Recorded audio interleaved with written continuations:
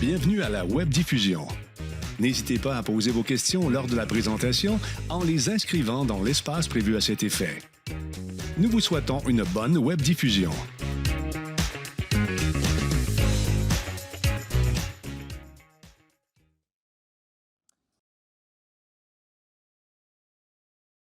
Here we are starting this event officially. Welcome to the first panel of experts of the Mobility Agency of Montreal, Agence de mobilité de Montréal. Welcome, whether you are teleworking, whether you are here. Thank you for taking the time to connect here. This is the first event. This is the first panel of experts of the Montreal Sustainable Mobility Agency. And so, yes, I'm going to give the floor to the agency a little bit later. I am Marc-André Carignan. I am facilitator. And so I'm a facilitator. I've been working at Radio-Canada, at TV5, and also on Canal Savoir, always about development of the land. So yes, so I have my own thoughts about all of this. So I'm happy to participate in this conversation today. And we have a very interesting topic about the electrification of fleets of vehicles from theory to practice. So it might appear simple to say this. Sure, electrification is great, but how do we make it? We need some expertise. We have many questions. We're going to address all of these matters today. And as we know, there are many needs in terms of transportation and electrification of transportation, whether it's for municipal vehicles, whether it's for public transit. We know that we have a provincial government right now that is in this elections campaign with the Coalition Avenir Québec. They were really leveraging electrification to reduce the GES or GHG emissions, rather, GHG, and other stuff, but let's talk just about electrification today. So they are leveraging on this. How do we go from theory to practice? And we want this to be an interactive event. There is going to be a Q&A session at the end. So here in this room, as I was saying right before it started, please take down notes. We're going to help you out if you are present virtually. On the right side, you have this chat area where you can send your questions at any time, and at the end, depending of the participation level, we are going to try to answer to as many questions as possible with our experts. Without further ado, I'm going to give the floor to the General Director of the Montreal Sustainable Mobility Agency, and then we continue with our event. Thank you. Good day, everybody. Welcome to this first event of the Montreal Sustainable Mobility Agency event. I hope that this is the first event of a series of events at the agency. It's very important to participate in this reflection process about several mobility topics. We also wish to be able in these discussions to share experiences. We want to stimulate innovation and new projects. We wish that our partners, all of you, will learn from the know-how, from the experience of stakeholders, and we wish to share, and we want to work in complementarity. We want to disseminate the best practices. Many of our members are doing great things, but we are not aware of that.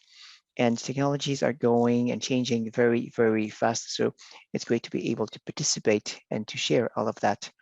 And of course, all of that is going to answer the mobility challenges. Here's our first panel, electrification of the fleet electrification. This comes with many challenges. And at the Montreal Agency, we are developing our electrification of our pool of electrical cars. And we have started diversifying our transportation modes. And so we have acquired some of these assisted electrical bikes for some of our agents, sorry. And so we've also purchased a few electric scooters We also have fully electric bikes, and soon we're going to do a pilot with a golf cart that is electric as well. The objective is to go to 100% electric. So we have gathered a panel of electrification experts that will be able to answer to your questions. We want to have a discussion about the electrification of our pool of vehicles. This is important for SMEs, for smaller and medium-sized organizations. Let me give the floor to our facilitator once again, and then we go with our partners. Thank you very much. Thank you, Laurent. So let me introduce our panel members. Let's welcome them. And so first, here's Alexandre Bonaldi. He is the Director of Energy and Environment at SIA Partners. SIA Partners, yes, thank you. Number 5, no, just kidding. Joking aside, SIA Partners supports organizations towards the electrification. If you have a fleet of vehicles, then Frédéric Crick, he is the former director. Well, he was director of research and development and deployment at IVI Solutions. So that organization also supports many organizations in order to acquire electrical vehicles. Then we have Sarah Hood. She is CEO of Propulsion Quebec. CEO of Propulsion Quebec. This is an organization that connects institutions, research centers, Quebec businesses for transportation projects, electrical and smart projects. And here we have a change, last minute change due to family reasons. So instead of Jeff Desruisseaux, we have Jordan Charbonneau. He is the substitute of Mr. Jeff Desruisseaux. And so we called him so that he would come in today. He is working for Innov HQ, which is a subsidy of Hydro-Quebec. So welcome. And I think that we are with good company. Let's start with a general question. As I was saying at the introduction, the electrification of transportation, often this is presented as the greening of organizations in order to reduce the GHGs, but it's not only an environmental matter. Which ones are the advantages if an organization makes the shift toward electrical vehicles or electrification? Yes. So beyond the environment, electrical vehicles are really comfortable vehicles. So there is a certain level of comfort, which is very interesting. And for cities, electrical cars or vehicles can be better managed. This comes with telemetric systems. It's more easy to manage your fleet of vehicles. Yes, so management, yes. What else? Well, this is some type of responsibility towards the future. In 2035, in theory, it will not be possible to purchase regular cars in Canada anymore that use oil. So it's important to be ready for this shift in 2035. So we have to go slowly. The shock is not going to be as important. So this is a matter of being accountable for the future. Yes, we can talk about the availability of these vehicles, but we can start preparing. Sarah Wood, yes. Let's take a step back. Why is it important to think of the electrification of our fleets of vehicles? Without the electrification, we will never reach the carbon neutrality. Yes, we need so many other measures, but it's not possible to reject this solution to become carbon neutral. So why the electrification of fleets? Fleets are being used much more than personal vehicles. Of course, we can talk about traffic jams and discuss these matters in a different panel, but regarding the consumption and the carbon footprint, fleets, vehicles in a fleet, they are used much more. There are light vehicles, there are medium weight vehicles, and heavy vehicles. And so they have a different impact on these GHG emissions. So it's important to start electrifying our fleet of vehicles. We have published a report about the pros and the issues, the advantages and issues of the electrification of vehicles. This is on our webpage. We can also support stakeholders. This is all available on our webpage. And also there are the costs of maintenance. An electrical vehicle has a lesser number of parts. It's much more easy for maintenance, and the mobilization of employees also is one of the elements that is mentioned. It's much more comfortable to be in these types of vehicles, and also for the reputation of these organizations. Their employees are much more proud if you have a fully 100% electric vehicle that delivers your goods, for instance.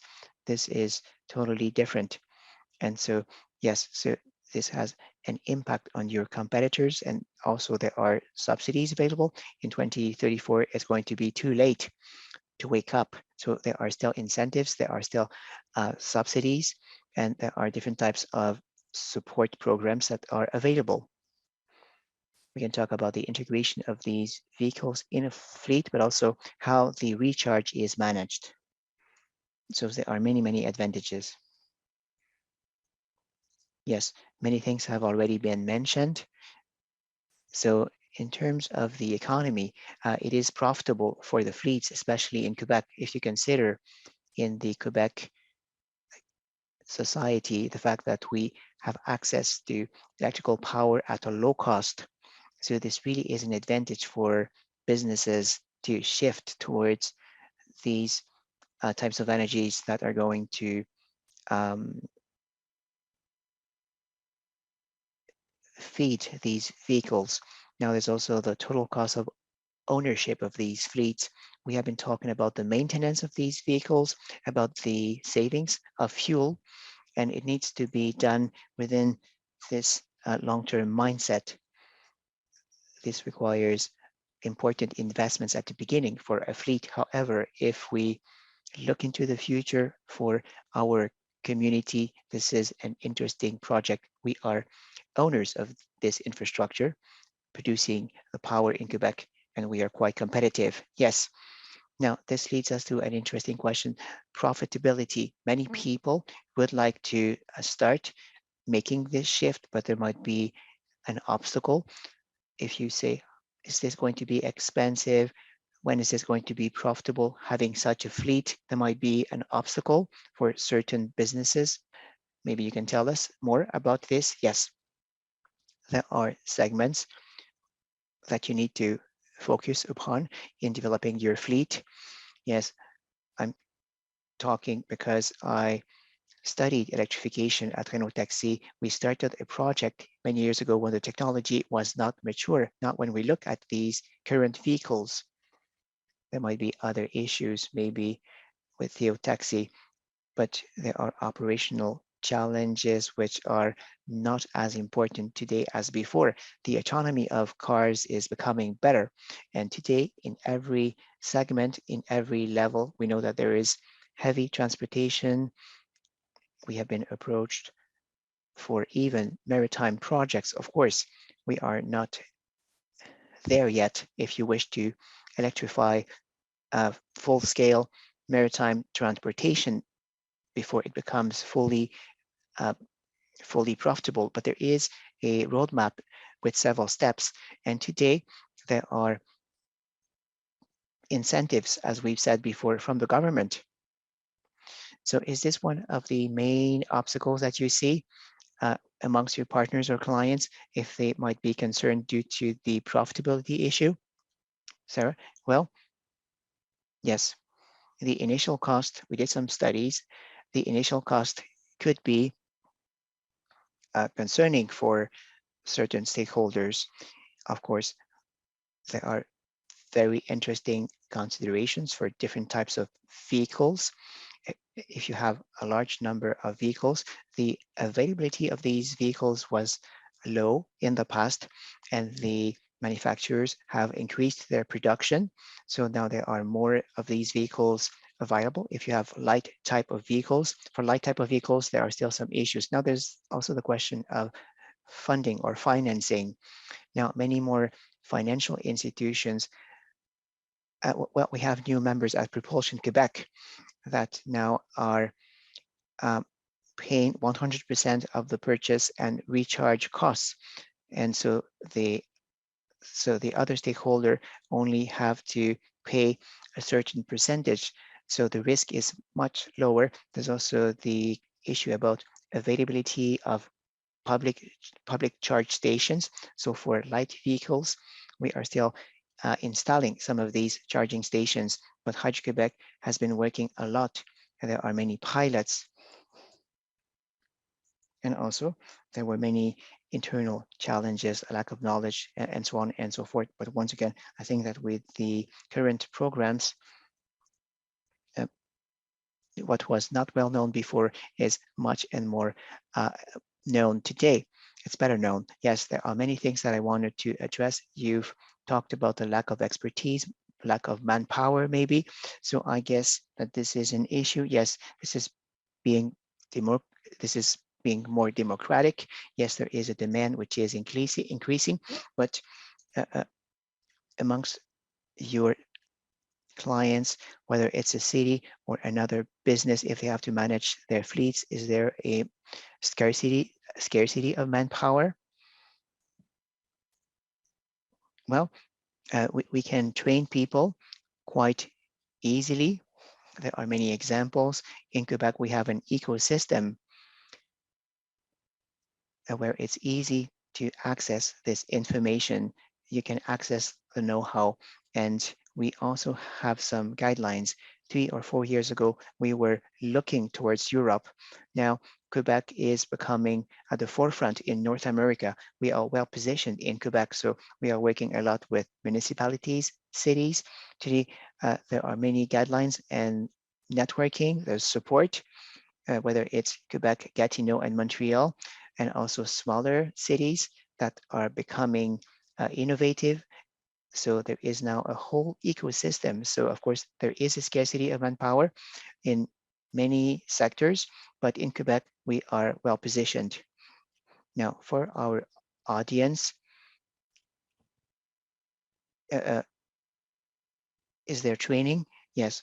Well, for professional, there are many events. There are panels such as today. There's also the Green Transport Program at the department level, so that it's possible to train people, and people can access now a lot of information online.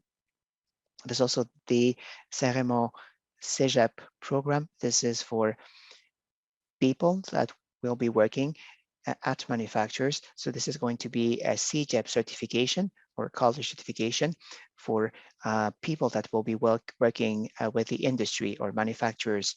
Something else, Hydro-Quebec publishes guides for the recharge, for home recharge, for larger building recharge. So these are documents which are available for free. We participated in one of these documents, and it's very useful. Yes, we also have such a document for the managers of electrical school buses. This is on our webpage. We have been collaborated with many people present here today. But yes, honestly, I think that with the challenge of 2035 and 2050 in Quebec, but also elsewhere in Canada, we really need to offer more training in our post-secondary institutions for sustainable transportation. This is a sector where we could have more training, just like in the CJEPs of Quebec, there are going to be thousands and thousands of jobs available in that sector in the next few years. So we need to ensure that we have training certificates. We've heard about it, especially during this elections campaign. We need to train people in health. It takes time, just like in this sector. So we need to prepare these training programs to offer them and to have some graduates. This might be work that will last for 10 years. So if we want to reach the 2035 objective, we need to start now. So if we have stakeholders from institutions, universities, here, CJEPs, colleges, you've heard the message. Now, amongst other obstacles, Sarah, you've talked about the availability of these vehicles. We hear this as consumers, whether it's regular fuel cars, gas or electrical cars. So there are some waiting lines. It might be a year and a half, 2 years is a big challenge right now. So buses or cars, municipal car vehicles as well. Now, who would like to start about the availability? Yes, it's important to mention the size of these vehicles. If it's just a regular passenger car, there is a good supply. You have all shapes and sizes, but they are not easily available at your car dealer. Yes, somebody is looking at me. Yes, 2/3 of their um, demand was there last year. Now, if it's a heavy vehicle, there aren't that many heavy vehicles available. So in the last months, now I'm encouraged. There is a program which objective is to test these heavy trucks for industrial people. So the supply is increasing, but it's not the same type of market as for light vehicles. It's still, there's still some good reason to go there and to purchase these vehicles. It's not a good reason to say, I don't want to purchase some of these vehicles. Yes. Amongst the challenges, depending on the segment, yes, there is this idea of maturity of the technology. It's not always the case. This is an issue for the charging stations. So there might be some interoperability issues between certain vehicles and certain charging stations. So when a fleet is going to shift to the electric, this is something to consider. You cannot just meet a dealer and then purchase a vehicle like that. You have to consider all of the impacts. So there are the charging stations that need to fit the vehicle. Then there are the public charging stations. When you leave your garage, how are you going to be able to recharge these vehicles when the vehicle is on the road? Yes, we know that Tesla is developing their own charging stations for Tesla cars. Is that going to be just like for USB? There is some standardization. Not everybody has their own type of charging stations, and then it's a big problem. Is there something about standardization? Well, it's been evolving a lot. Frederic might be able to complete my answer. We see that in every large geography around the planet, there are different charging protocols, and these are becoming standard. This is going to be much easier, just like for our cell phones. We have different types of charging cables, depending on your brand. This is a big frustration. So it's the same thing for cars or vehicles. So that's the direction it's going into. And we see that there are going to be predominant standards in the future. Then there's also communication. A charging station is in connection with a vehicle, and that is also a matter of standard, and the standards are evolving and they need to be adopted by the overall manufacturers. Yes, but once again, we need to have an ecosystem. So remember that all of the cars have similar standards, even though Tesla is a little bit different.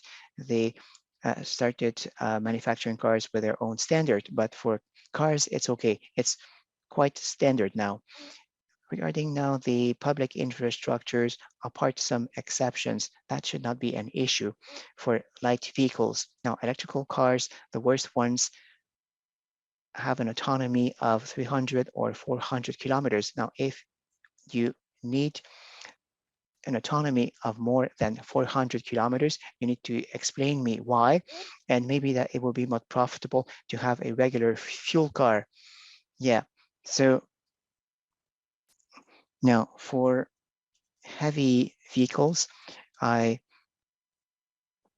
first we need to make sure that the charging station is available. I would be stressed if we need to deliver uh, pallets, and if my delivery depends of these charging stations.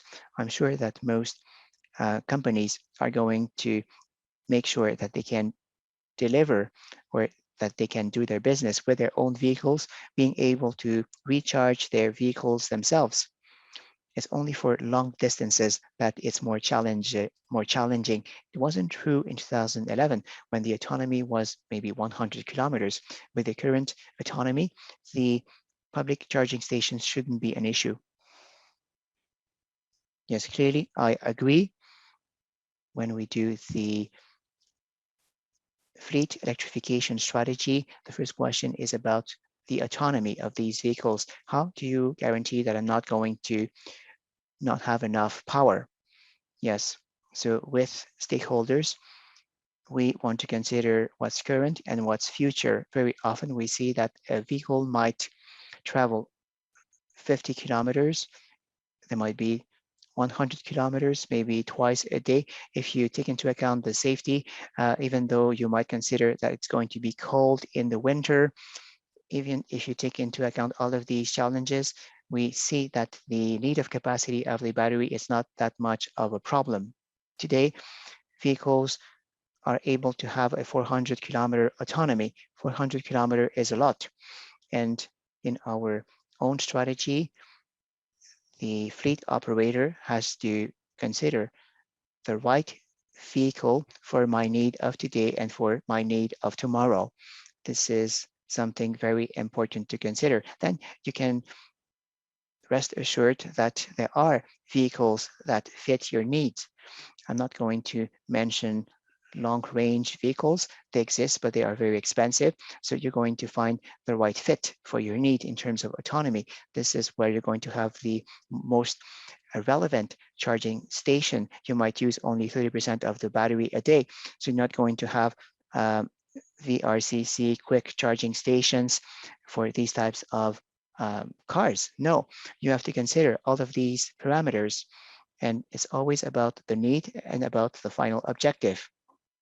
Yes, this is interesting. So concretely speaking about the needs of businesses, some people might say, yes, I want to electrify my fleet. I have so many employees. Here are my needs. Where do we start? As a business in your game plan, if you want to have a good strategy according to our needs, yes, you need to consider your current and future needs. Some activities might grow, some activities might go down in the future, so your activities might evolve. So the first step is to consider how you are using your vehicles today. And for the lucky ones, you might already have telemetrics in your vehicles, so you can already analyze these data. If not, you can do some sampling.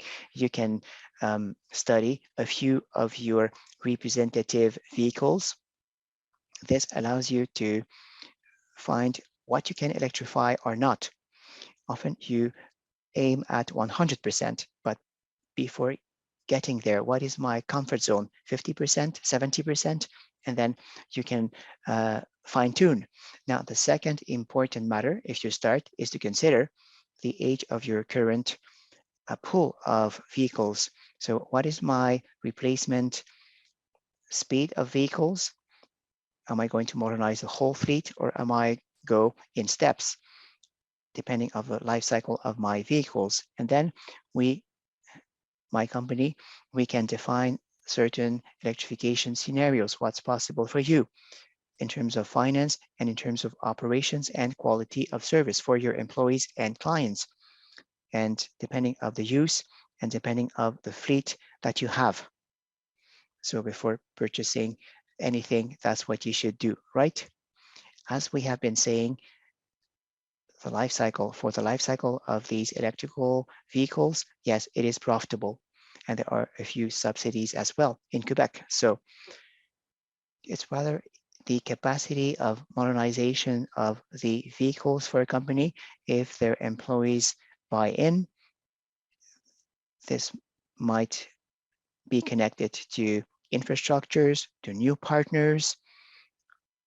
Sometimes we don't know who are the right stakeholders. So yes, but first you need to do the diagnosis. As fleet managers are convinced that their vehicles are doing this and that, but when we measure, no, many often they tend to overestimate their needs. I'm not going to mention the city, but we have been looking at a taxi co-op north of Montreal and south of the Laurentians, and the drivers, they all said we all drive 250 kilometers a day. And they said, listen, I drive my car, so I know. Well, in fact, they were driving only 160 kilometers. So those that do 220 kilometers is only if they rent their taxi cab. So you have to be careful when you make these types of claims. Yes, modernization, it's not just the whole pool of vehicles, but also your practices need to be modernized. We have been talking about the availability of these vehicles before delivering them. You have a lot of work to do before you are ready to get these vehicles. So yes, I think that that also should be considered. This means changes of practice in-house with some follow-up. And this is a shock. Sometimes when I heard you say that they were driving 160 kilometers and not 220, yes. So it's a whole process, yes. Also, we need to make people aware that bigger is not better. You can start with a smaller pilot. This is quite classical. Once you know your needs well, then you can dare to grow, but you want to be able to match it with the infrastructure that you're going to deploy. And also you need to consider things on the longer term because there is this matter of electrical capacity. So it's better to forecast if you have this vision, which is long-term, then you can deploy in several steps your infrastructures without having to do some reworking with some investment, additional investment. So there are these types of considerations. Everything starts with the needs, and then you have to ensure you find the right size of vehicle, the right t-shirt that fits you so that it's going to evolve in time. Yes, once you have this diagnosis, once you've determined the needs of the business, then you can choose the right charging stations, right? This is also an important question mark. There are different manufacturers from different countries. So how do you choose the right charging station for your business? Yes, everything starts with the diagnosis. You need to know what type of vehicle you need, what will be the use cycle. You might consider the roads, the routes, when are your vehicles going to be stopped. You need to do the full diagnosis to know the real consumption. You need to make a good assessment of the electrical consumption. Then you can choose the right charging station depending on the type of fleet, level 2 charging stations with alternate current or level 3 charging station if necessary. But in most of the cases, unless it's a very heavy vehicle, you might be working with level 2 charging stations. They are not that expensive. The infrastructures are not that difficult to build, and they can deliver. So yeah, so it's really a good synchronization with your needs and with your vehicles. And there are 3 steps: needs, vehicle, and then infrastructures. But if you do this in the right sequence, it's okay. Otherwise, it might be challenging. Yes, there might be a 4th step. As Jordan said, there is this term which is called right sizing. both for vehicles and for charging stations. So the more complex is the charging station, the more it might be difficult to maintain. So, uh, so if you have a level 3 charging station, it is quite complex. Whatever the brand, some of them are more reliable, of course, but it might break down. So we need to have the right budget to maintain all of that. The first electrification projects that I saw around the world after 2011 and even before at EDF in France, for instance, these infrastructures were not well maintained. Many of these charging stations, level 2 stations, such as at Club Piscine, at Laval, this is just one example, they have never been maintained. As you know, a user might throw the gun on the floor if it's cold. So these charging stations need to be maintained and you need to have the right budget. And if the user has a bad experience with a charging station, it was not working, it was broken, or if it's not used anymore because everybody thinks that it's not reliable, this is a problem. So you need to keep a budget to maintain these equipment. And so in a given budget, purchasing, what is the percentage of that budget for the maintenance? 30%? In any charging, I would at least change the cable once a year. And then if it's a complex charging station like a DC station, I would ask the manufacturer the price of these power modules and at least one power module a year. This might be too much maybe, but yes, these are the types of questions we ask at InnovHQ. We offer some support for operations. Once we select the right products, once we deploy the infrastructure, we are there for support during our contract that might last for 6 or 7 years. So we consider that and we have our own assumptions about the needs of servicing that so we can absorb that risk so that the risk is void for the client. But yes, when we work with a level 3 charging station, you have to think about maintenance, power modules, cables. The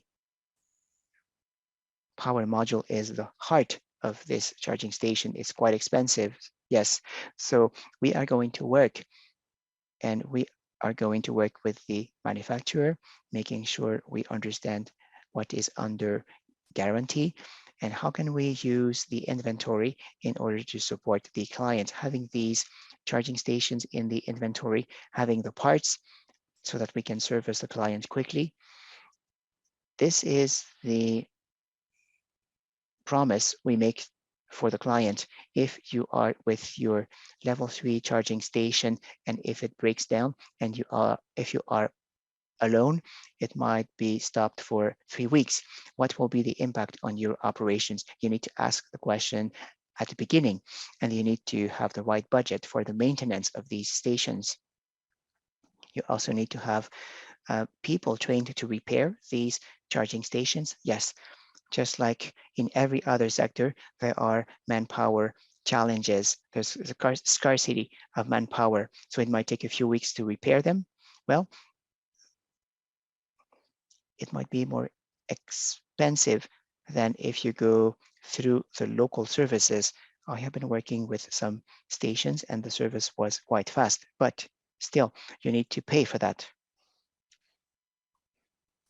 Yes, the service might be quite fast, but also if you are a fleet operator, if your truck doesn't start, this is a catastrophe.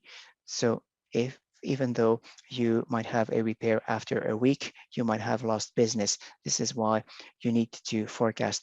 You need to consider that in your operations. Yes, there might be a fifth step in between the needs and the purchases. You need to find the right funding. So funding is yet another steps. And there are programs for that. Yes, at Propulsion Québec, we offer funding and we operate under Resource Canada, level 2 and level 3 and more. Under Resource Canada, up to 100K per request. And this is for a light vehicle, such as a light vehicle pool, such as for cabs, also for working places and for public places as well. So there are many people listening now. And so we have a web page, and there are also other programs available. I don't know if you want us to delve into this, but see, yes, we have a whole list of programs available. Yes, first at the federal, there's Transport Canada that offers a tax incentive for zero emission vehicles.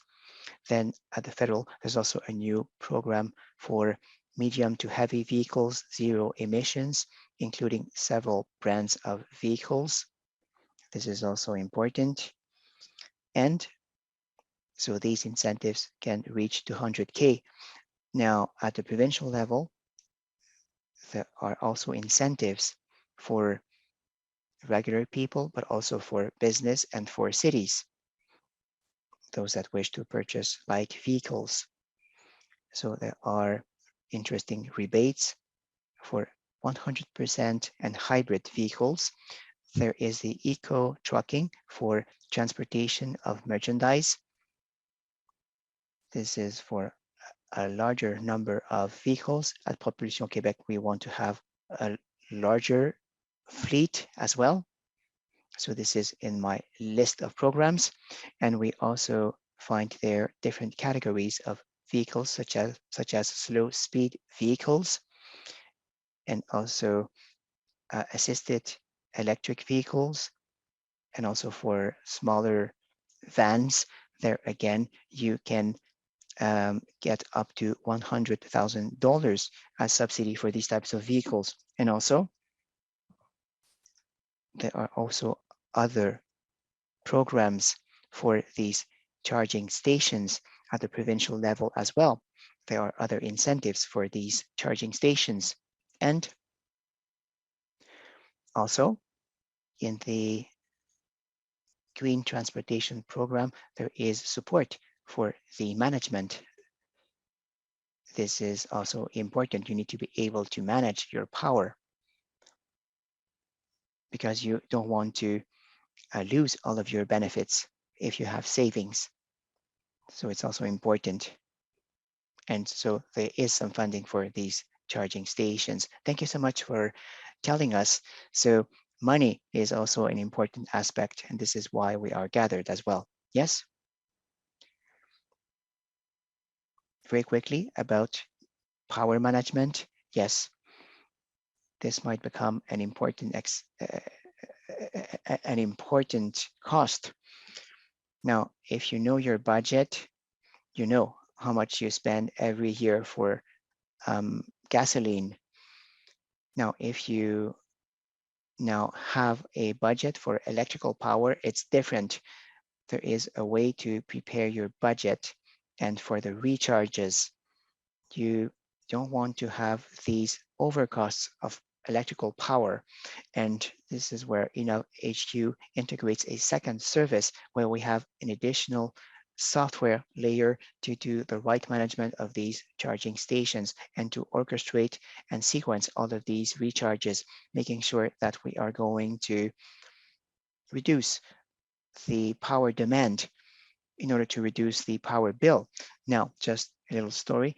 HQ started with an electrification story that didn't go well. There was a school bus transporter that purchased some school buses, and in the month of January, they had plugged all of their buses and everything else was connected to the power, and this has created a big problem. And the bill boomed, their bill exploded. And so we wanted to have a profitable budget, but this was a failure. So these are things you need to consider: how I am going to finance my shift to the electrical cars or vehicles. Yes, we are more and more talking about the power needs in Quebec. The more vehicles there are, the more the electrical demand of power will exist. So we need to have the power resources as well. This might be a different topic. We can discuss it in the future, maybe with Ms. Brochy. So you've talked about the winter season for these electrical buses.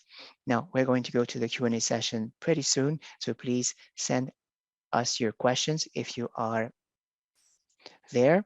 Now, what about winter?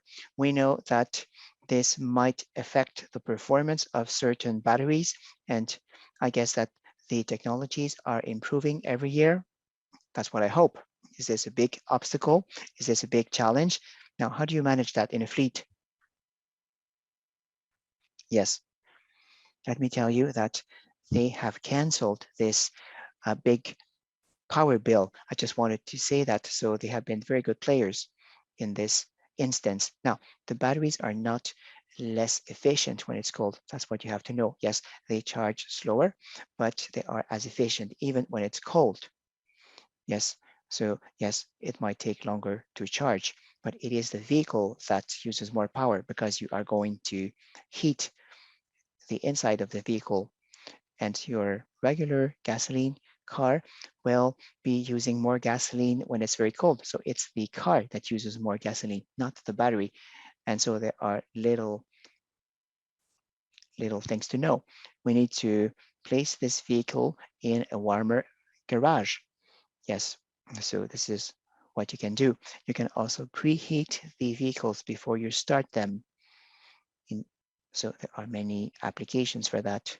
It might be a timer, so you might start heating the vehicle when it's still connected. So the power didn't come from the battery, it came from the electrical grid.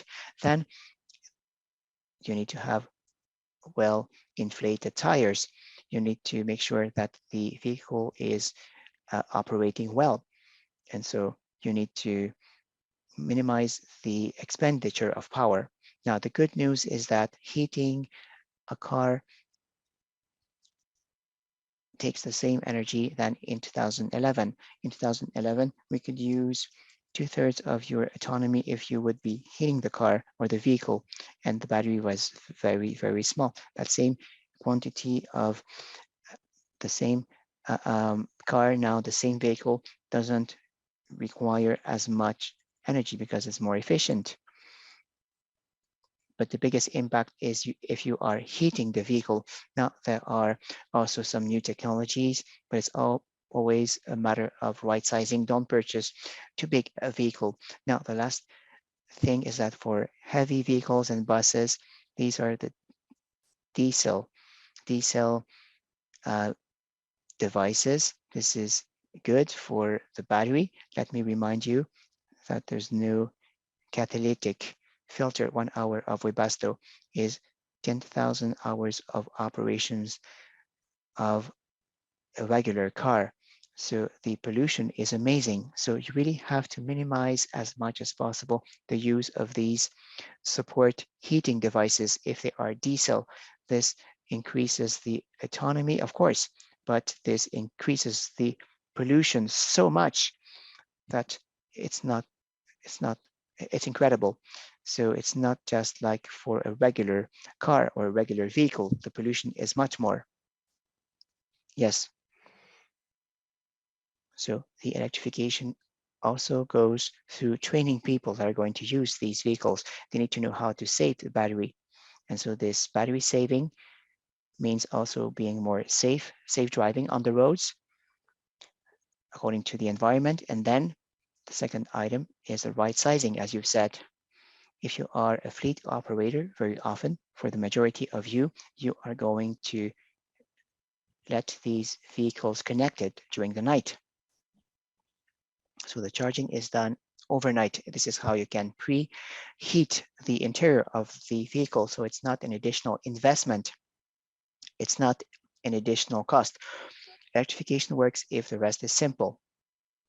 Added value is mostly for the driver, and that's important. If you put the driver, winter or summer, knowing that at the end of the day, they are going to finish with this 10% charge in your battery. You know what happens with your phone. This is when, as a fleet operator, you need to make sure that the drivers are not put in that position because they're not going to be happy.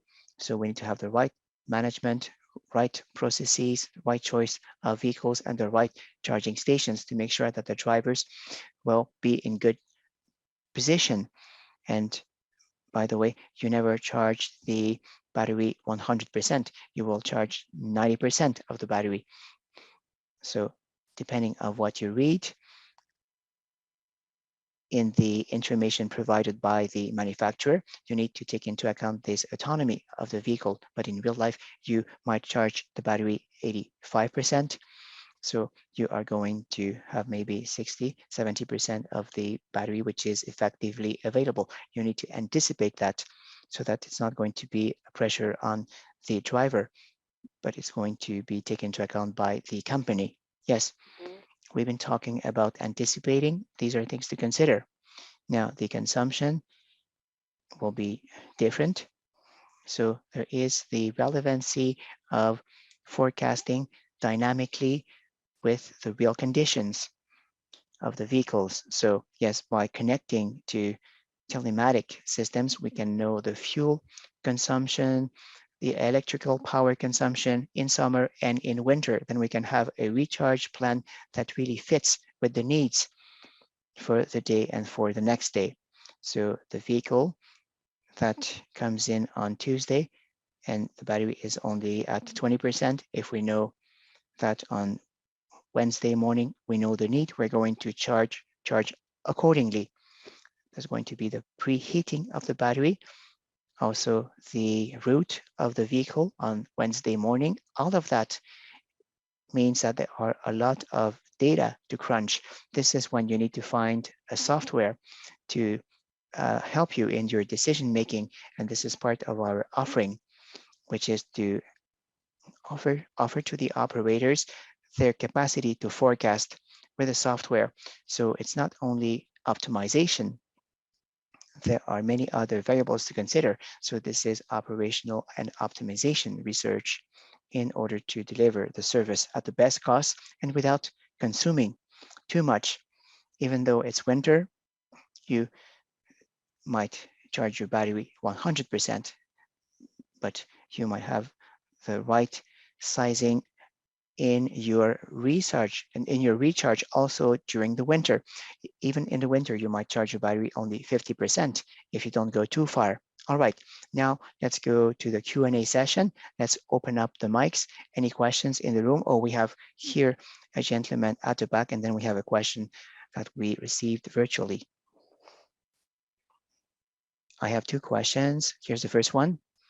We have been talking about training the users. So are there some training sessions for users so that they are going to have the right behaviors, not charging a battery 100%? Any training session available? Are you proposing something about training? And is it possible to see a difference in the life cycle of the battery and optimization of the fleet? Yes, let me answer to this question about this recharge that is not a full recharge. Yes, we all want our vehicle to last as long as possible. Now, the cars have softwares, so you can charge them 100%, and it's not damaging for the battery. Now, in Quebec, there is an association, so there are many resources in Quebec. You can find all of these informations, but the best training for managers and for employees is making sure that you have used an electrical car yourself. You can rent electrical cars. I've rented a Hyundai car a few days ago. So you have to try yourself an electrical car and you will see how it performs. You will see how it works. It's going to be your real experience. So make sure that people use electrical cars and they will understand. Yes, we can go with trial and error, but we can start small and you can test. There is the Tio taxi experience that I'm referring to. So the electrical shift comes with many challenges. You need to train the operators and there is a real interest about the consumption of the vehicle. So if you want to be able to deliver and optimize the service of your fleet, yes, it's worthwhile to invest in training. There are many guides available. There are companies that are providing support on that regard. Also, there are programs in-house that exist, and that makes a big difference. Best practices. Yes, we can also create with telemetrics. You can have interesting reports. You can also do some types of competitions in between operators in order to reach the best performance in the use of your vehicles. And you can also invite people to participate. So it shouldn't be imposed on people. It's a big challenge, but yes, you need to make sure people buy in. Thank you. Here's another question. So when I talk to those that are hesitating to electrify their fleet, there are two main concerns. One is the environmental impact regarding to the extraction of these materials needed for batteries. And the other concern is about the capacity of the electrical grid to supply power for all of these buildings and vehicles. So what can you answer? Can you answer to these concerns? The first one, yes, if you have a vehicle car to build that car, you need some rare earth materials, you need more power. This is true. The first year that the electrical car is used, you might be in a deficit. However, during the next 10 years, then you have gains in terms of GHG emissions. So let's not deny this, but it becomes very, very profitable. After 60,000 kilometers, there is this breaking point when it becomes, this threshold when it becomes profitable. So when you have a vehicle at the end of its life cycle, then the battery is a problem.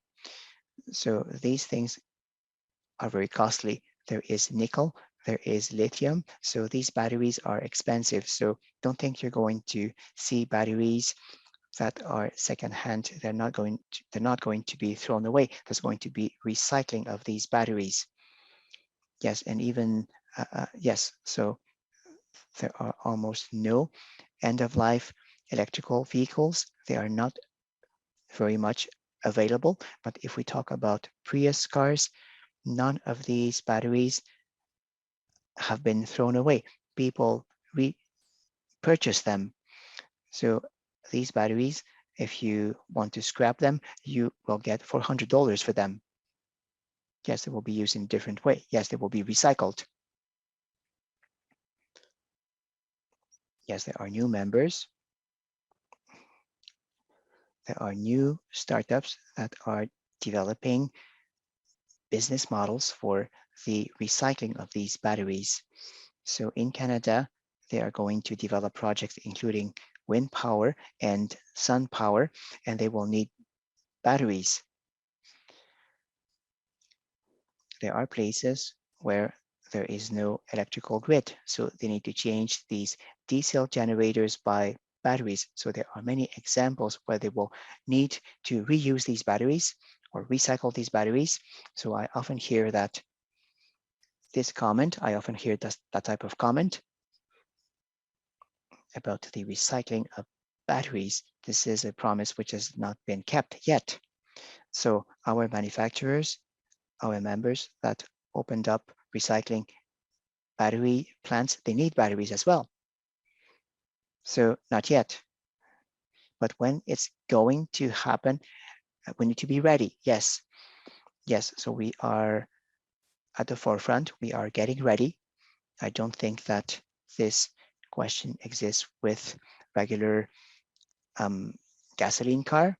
So yes, I think that regarding the recycling of batteries, we are at the forefront. And so we are ready for when the problem arises.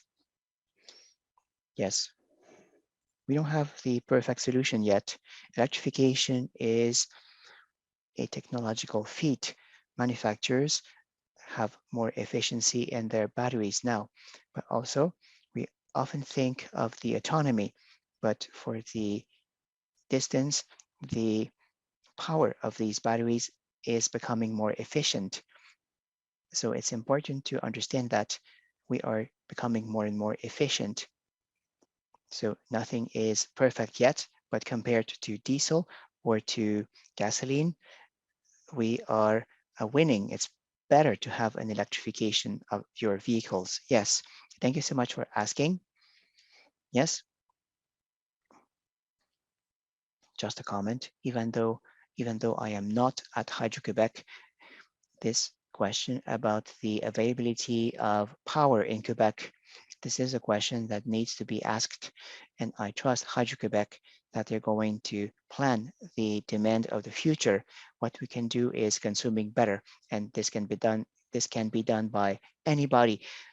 The way you recharge your vehicles, the way you recharge your fleet, so we are able to uh, uh, uh, reduce our consumption, making sure we are not wasting power. Yes?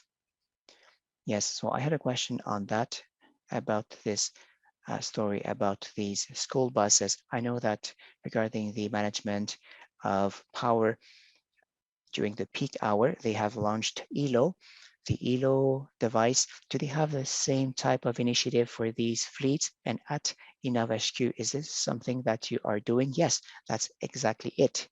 Innov HQ will have a new branding pretty soon. This is a branch just like Inno. We wish to favor this energy transition. So it's the same mandate. The objective is to consume better. We want to be more efficient. And in our case, it's for commercial purposes. And so there is this additional layer, which is a software. So there is an impact on the whole community. Thank you. Thank you for your participation at our panel of experts. Thank you for connecting with us remotely. I want to thank our panel members. Please, a round of applause. And here they are, Alexandre Boneldi, Director, Energy Environment at SIA Partners. Thank you. Frédéric Prig, former Research and Development Director at EVE Solution. Sarah Houd, CEO at Propulsion Québec. We got your message. We need to visit your web page. And then finally, Jordan Charbonneau, Director at Innov HQ. Thank you so much. Thank you. The next session will be on November 24th, and the topic would be parking for sustainable development. And we invite you to connect to us on the internet, on social networking. So please visit our page at Montreal Sustainable Mobility Agency. Thank you so much.